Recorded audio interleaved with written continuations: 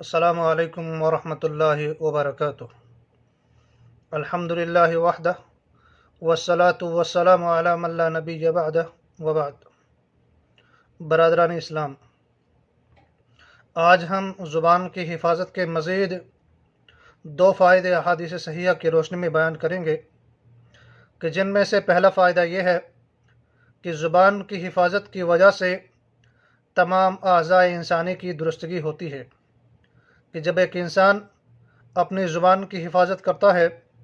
تو زبان کی حفاظت کی وجہ سے اس کے جو اعضاء ہوتے ہیں وہ درست رہتے ہیں۔ حدیث کے راوی ابو سعید خدری رضی اللہ تعالی عنہ ہے، وہ فرماتے ہیں اللہ کے رسول صلی اللہ علیہ وسلم نے ارشاد فرمایا، اذا اصبح ابن آدم فإن الأعضاء كلها تكفر اللسان فتقول اتق الله فينا فإنما نحن بك فإن استقمت استقمنا وإن اعوججت اعوججنا، کہ ایک انسان جب صبح کرتا ہے تو اس کے تمام اعضاء اس کی زبان کے سامنے اپنی عاجزی کا اظہار کرتے ہیں اور کہتے ہیں کہ تو ہمارے معاملے میں اللہ رب العالمین سے ڈر، اس لیے کہ ہم تیرے ساتھ ہیں۔ اگر تو سیدھی رہی تو ہم بھی سیدھے رہیں گے، اگر تو ٹیڑھی ہو گئی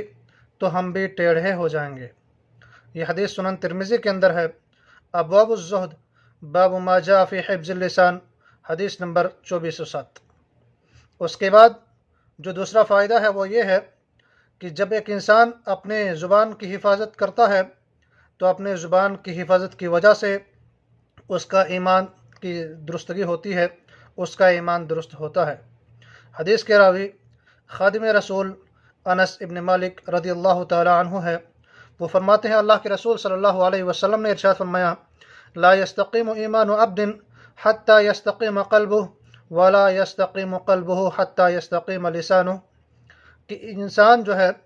اس کا ایمان اس وقت تک درست نہیں ہو سکتا جب تک کہ اس کا دل سیدھا نہ ہو جائے، اور دل اس وقت تک سیدھا نہیں ہو سکتا یہاں تک کہ اس کی زبان سیدھی نہ ہو جائے۔ یہ حدیث مسند احمد کے اندر ہے، حدیث نمبر 13071 ہے۔ علامہ البانی رحمۃ اللہ علیہ نے اس حدیث کو صحیح کہا ہے۔